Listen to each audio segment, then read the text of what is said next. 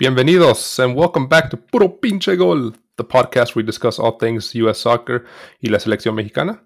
My name is Adrian, and I'm joined once again by my co-host and Tocayo, Adrian. Adrian, how you doing this afternoon, man? Hey, what's up, dude? I mean, I want to say that I'm glad that I'm back here with you, because I am, but it's a spicy topic, dude. Yeah, we kind of covered this yesterday, and we thought it was like, oh man, the drama's, it peaked. Can't get any worse, or more drama. But here we are with even more drama less than 12 hours after we kind of made that other episode. So this is episode 7. We'll be discussing the breaking news and statements made by released today, January 4th, regarding Greggberhalter. The blackmailing incident. New drama has unfolded that involves a player's family, which is very close to Berhalter, and we'll get all into that. Before we get into it, though, if you haven't checked out our previous episode where we kind of covered the statements made by Berhalter and US Soccer yesterday on the 3rd of January, please go and watch that. Statements that were very revealing and very, just critical to the program and to Berhalter. And go watch that episode. We kind of discussed it and decided that, he ultimately, Greggberhalter, should be kind of judged based off his soccer merit and performances and results, not really over an incident that happened 30 years ago. And just PPG wants to say again, we're no to violence. We don't condone it. So, go check out that episode if you haven't so already. Adrian, where can our listeners find us, man? Hey, they can find us on Twitter, Instagram, and YouTube. Don't forget to subscribe, hit the like button, and turn on the notifications. If you want to see our pretty faces, they can also find us on Spotify and Apple Podcasts or any other podcast service that you may have. But I strongly suggest that they follow us on YouTube. Yep, sounds good, man. All right, well, let's get right into it. So today it was revealed that the family in question that kind of went to U.S. Soccer, to the board, to the general manager Brian McBride, to Ernie Stewart, the sporting director, was indeed the Reynas, Claudio Reyna, his wife Daniele, and to a lesser extent Gio, which I'm probably assuming wasn't involved really. So before we get into some background on them, between the four of them, Danielle Reyna, Claudio Reyna, Greggberhalter, and Rosalind, Greggberhalter's wife, they've all known each other for years. Greg and Claudio were roommates back in college. They've gone, they played together on the U.S. team. The two wives knew each other for the longest time. Their families, intermingled constantly. Their kids are friends. They're all just, it seemed like the perfect friendship there. But today it was kind of revealed that Danielle Reyna, this per ESPN, Danielle Reyna, wife of former United States men's national team captain Claudio and mother of Gio Reyna, says that she went to U.S. Soccer and told the sporting director Ernie Stewart, which is also a close friend of Triple G and Claudio, played with them as well, and Brian McBride. She told Ernie Stewart about USMNT coach Greggberhalter's past domestic violence incident, because she was kind of frustrated by comments made about her son leading up or during the World Cup. She was frustrated by the comments made by Greg. She was frustrated by what she was seeing online, the abuse that Gio Reyna was taking. The information shared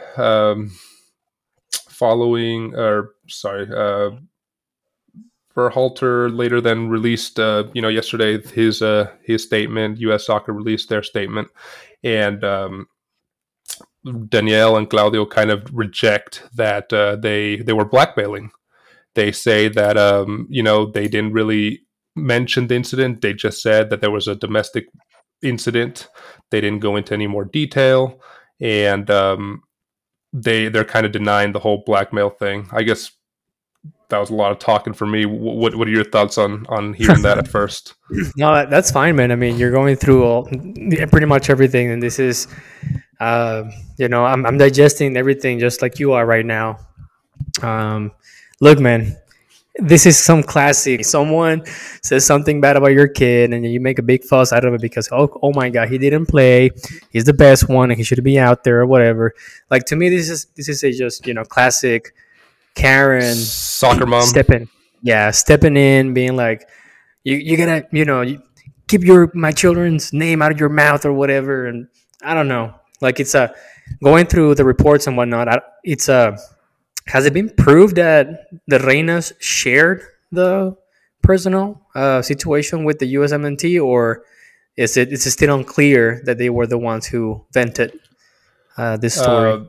No, I think it's been pretty much confirmed. I think Danielle Reyna came out with her statement and pretty much said, I quote from ESPN, "I thought it was especially unfair that Gio, who had apologized for acting immaturely during about his playing time, was still being dragged through the mud, while Greg had asked for and received forgiveness for doing something much, much worse at the same age."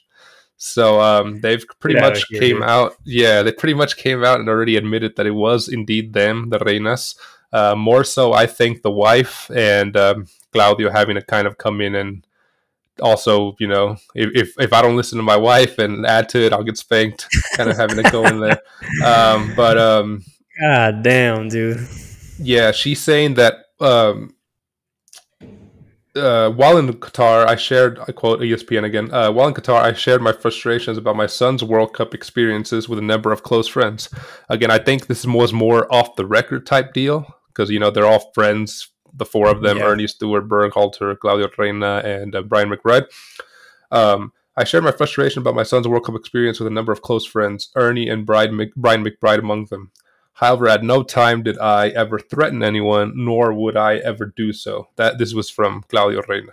Hmm. Um, so again, he also played his part and kind of talked regarding, at least mentioned and expressed his frustrations to the board. I don't know if he was necessarily the one that also was talking about the incident, or it was more so Danielle. But it goes on. She says, Danielle, quoting ESPN, without going into detail, the statements from yesterday's. So she already read what Berhalter said Yeah, yesterday. yeah, The statement from yesterday significantly minimized the abuse on the night in question. So she's saying that Greg's downplaying the abuse that he did to his yeah, wife yeah. I guess 31 years ago. Rosalind gaslighting. Berhalter, yeah, for sure. Rosalind Berhalter was my roommate, teammate, and best friend. So they played on the same team. They were roommates, and I supported her through the drama that followed. Continuing on with the quote, it took a long time for me to forgive and accept Greg afterward, but I worked hard to give him grace and ultimately made both of them and their kids a huge part of my family. I would have wanted, expected him to give the same grace to Gio. This is why the current situation is very hurtful and hard. Yeah, so a lot to take in there. This is just parents fighting about their kids, isn't it? Hell, I mean, that's pretty much it. It's just a pissed off mom that his little kid didn't get to play enough on the World Cup, right? And his kid was being an ass doing training. He got reprimanded by the coach, and she doesn't like it. Yeah. Look, I'm not trying to again. I'm not trying to justify Greg. I'm not trying to say that violence is fine. What I'm trying to say is that this is just some freaking high school drama bullshit, dude. Come on, man. Get out of Yeah, here. literally. Not even in my high school team did we see this kind of drama. Exactly. So like it's a I don't know, man. I mean, it's to me it's just no one is above the team. Um, I'm behind Greg on his call for not putting Reyna on. Um, Now, uh, I think it's kind of messed up that they have this friendship for a long time, and like, and I quote her, they're supposed to be best friends now. That she's using that kind of information against the Berhalters. Uh, Again, it's a shame that it happened, but it looks like everyone grew from it, and that the Berhalters are they moved on past it, and now they have a better life. Uh, and it's just so grandstanding to me, man. This is just like a huge example of grandstanding. Like she's saying, I would have wanted and expected him to give the same grace to Gio. Like, get out of here, dude. Who the hell you think you are, man? Come on. Yeah, it's like she would have expected him to give the same grace to Gio that she showed him. It's like you weren't the one that got hit. You weren't like, I mean, who are you to okay, you accepted and forgave Greg. Okay, cool, good on you. But I mean, that was really, you're not part of that marriage. That was between them. Exactly. So why does Greg have to show your kid the same? I don't know. Yeah, it's just a lot of gaslighting, It's a a lot of huge ass difference, right? Like this right. is has nothing to do with Gio being violent towards another person or anything like that. And she's making it like she's taking it personal to begin with. She's making it taking it personal, and then after that, there's a huge difference between a domestic violence case and your son not getting enough game time on the World Right. Cup. So it's this is Yeah, just it's a comical, crazy dude. drama to It's start the year for U.S. soccer. and you know what sucks is that this is again, this is gonna tarnish Berhalter's legacy, whatever legacy he has on the USMNT. It's definitely gonna hinder his chance of having another spell as the USMNT coach. And just because one mom was pissed off that his son, who allegedly was being a punk during training, uh, didn't play more than what 10 minutes in the World Cup. I don't know how much he played. I think he played like 60 minutes between all games. Not a lot, but yeah.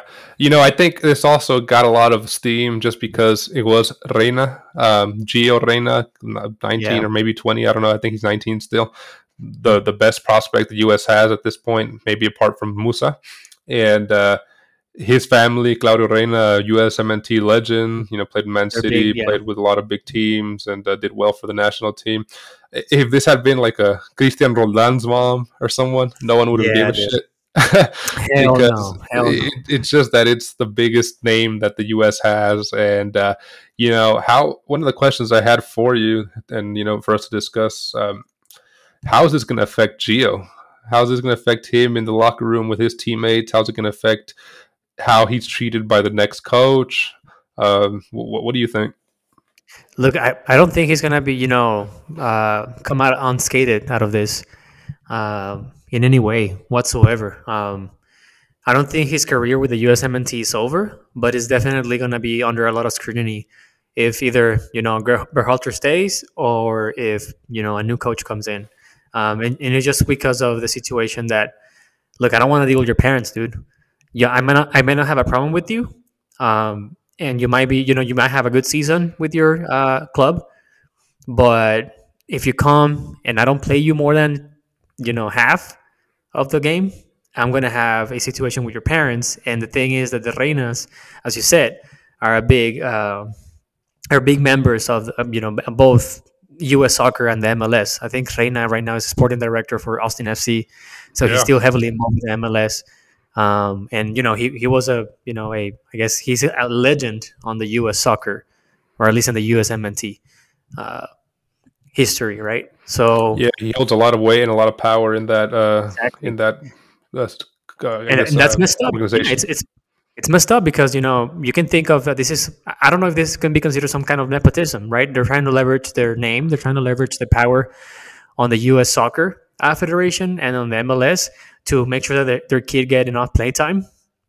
Like what happened to meritocracy, right? Right. I'm thinking, if I'm not mistaken, Gioreyna was coming off of an injury. I don't think he was performing at the highest level with Dortmund before the World Cup, anyways. Yep. And Berhalter had made a decision, and the decision for the team, and that was benching him, right? So yeah, man, Yeah, I think regardless of the impact on Berhalter, this just looks bad for Gioreyna. for the Reynas, yeah, for Gio. And now that might even affect him in club. Obviously, Claudio Reyna and the Reynas don't have that power outside of the MLS and outside of U.S. soccer. BVB, Borussia Dortmund's not going to give a shit if Claudio Reyna starts tweeting or the mom starts tweeting or anything, right? They'll just be like, man, screw this guy. We'll play him less or whatever. We just sell him. yeah, just sell him if you don't want to deal with that drama. But this could end up affecting his club career wise. Probably not to a big extent, but people are going to look at this and be like, "Oh man, we're going to have another like Mark Pulisic's dad that was caught fire a couple months ago for tweeting about Thomas Tuchel." Nobody wants to see that. I mean, it just makes the player look bad. Makes maybe your teammates kind of question the player and all this unnecessary drama, towards the player. And the thing is that maybe Gioreyna, had a chat with Berhalter and like, look, man, I'm sorry. They cleared things out and whatever. And now this is just hindering him from either, again, as I said, recouping or improving that relationship that he had with Berhalter. It's just for the worse for him. Like he's getting the worst side of it, everything, right? Yeah. And for a kid only being 19, that's a lot of pressure. We gotta hold him to a higher standard. We gotta hold him accountable for this kind of stuff. And then, his parents better. You would think that by them being involved in soccer as they are, right, in football as they are, at least in the U.S., they would know better. They would know better on how to deal with this kind of situation. They would know better on how to react to this kind of stuff. But then again, it's I think Gio's mom got the best of her through her ego. And it's just, putting a small rock on Gio's path. It's not even small, it's a huge rock. It's again, if I were to be the next coach of the USMNT and I have to make a call up right for the next game, I'll having my doubts of calling out this guy, man. I'll be like, look, I don't want to mess with your dad or your mom. Like we don't need this kind of drama on the team, right? Because what's going to happen if he gets in trouble with another player? The parents are going to hop in. That's what I'm saying, dude. Like, what are you gonna do? Yeah, it's gonna be weird and interesting to see how this progresses with the next coach. Assuming, man, if Berhalter stays, imagine that. I wonder if we'll even see Gio anymore. I don't think Berhalter stays after this. I don't think so either. Yeah, even if they were gonna offer him a contract, he's probably like, man, hell no, screw this, I'm out. I'd rather go try to. He's gonna. Yesterday we kind of discussed U.S. soccer is going to look like the good guy regardless of what they do here. But now I think Greg's going to get a lot of sympathy from a lot of people. I agree. So, I was never his biggest fan when he was appointed and during his coaching, but, this nobody should have to deal with this. And sucks that he had to deal with it, especially during the World Cup. Exactly, man. And the fact that it came from, a very close friend, that's just, man, Claudio Reyna to begin with, dude. Talk to your family. Just talk to your family. Tell them to calm down. Exactly, like get your house in order, man. Yeah, man, you better not do anything like that to me, man. Try to blackmail my ass. No, man. Well, I guess to wrap this up, the last kind of part of the news from today regarding U.S. soccer is that Anthony Hudson, the assistant U.S. coach, is going to be kind of taking charge of the team for the January friendlies against Serbia and Colombia. Really not much to say here. I don't know him too well. I haven't followed him too well, so this is probably just an interim thing while they settle all this drama out. So I've heard and read rumors that this is going to be kind of U23, Youth 20 call up. It's not even going to be the senior team. So probably don't expect a lot from these friendlies, especially with an interim coach and just a lot of young guys. Could be a cool opportunity to see young future talent maybe, but I don't really expect a lot. Are these FIFA friendlies or just, out of the blue friendlies? I think they are out of the blue friendlies. Because Mexico doesn't play those days. So. Yeah, so I don't think it's an official FIFA date. So it's more like a camp, right? To see the players. Yeah, exactly. That's what they're calling. They're calling it a camp. Okay. Yeah. So man. Thanks for joining me on such short notice. Anytime, dude. Anytime, man. It was fun to kind of prick your brain on this. We still have our weekly episode coming out tomorrow, so please, go ahead and look out for that one. We're going to be previewing the Liga MX Clausura 2023, as well as the USMNT La Selección Mexicana's European Legion. man, after for the second half of the season, after all this USA drama, I kind of want to get into the El Tri and kind of just discuss. We were kind of shitting on El Tri before all this, saying how they're not sending anybody to Europe, but now they look like the calm, the nice team, the drama free team for once. Hey, so before we leave, man, where can people follow us and listen to us, man?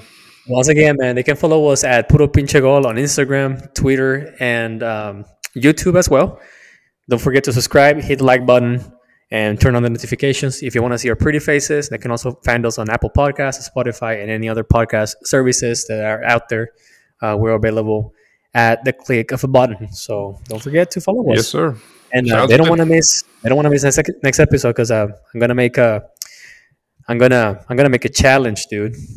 Well, I don't know if a challenge, but I'm gonna make a bet. We'll see. They better All right, well, tune in, see what Adrian's talking about here, because I don't even know. He's keeping it a surprise there. Like he might actually be blackmailing me. But all right, man. Well, appreciate you, man, and I'll talk to you on the next one, brother. Take it easy, man. See you, man.